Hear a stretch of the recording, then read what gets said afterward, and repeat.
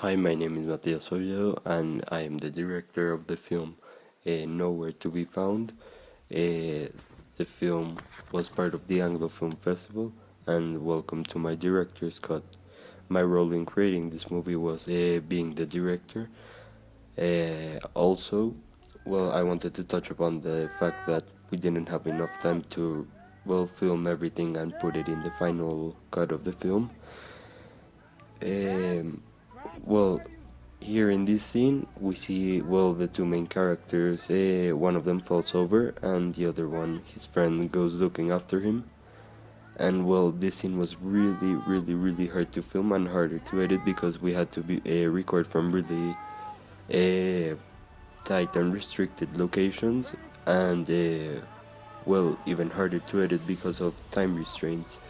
Um, we couldn't fit it all into like the whole movie without it passing the 5 minute mark. Here in this scene, we can see that the main character is carrying Frank, and he's trying to get him up the mountain. After that, we see him walking over. He falls over, and they put on a. They try to fix his leg.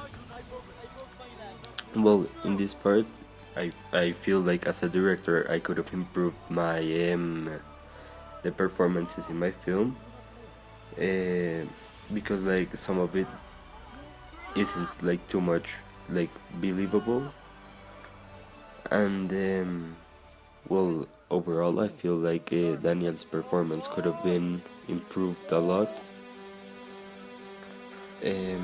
Something that another issue we had while filming the movie is that the film was supposed to have a lot of subplots, and due to the same thing, due to time restraints, we couldn't fit all of the subplots into the film. But regarding the subplots, they could have given a lot more character depth into our protagonists. For example, we were going to give our two main characters love interests that would like be their motivation to keep surviving throughout the film. And originally in the script there was a lot more dialogue, but a lot of it was cut because again of time restraints. And apart from that, we had a lot more like dialogue driven scenes in which like it would help the ending where Diego, well, unfortunately dies. And regarding his death, it was totally different. He died of blood loss because of his leg. His leg was supposed to snap open, and due to the poor conditions both of the characters were living in while they were lost, that was also going to have like a big role in the death scene at the end.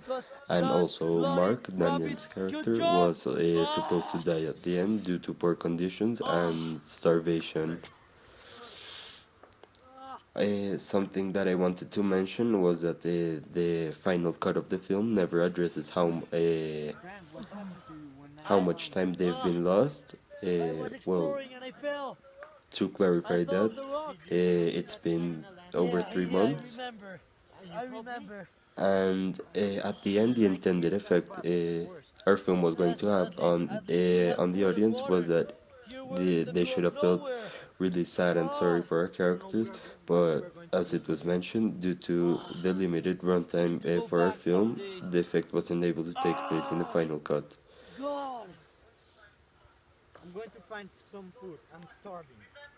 Okay, so now we're reaching the end of the film.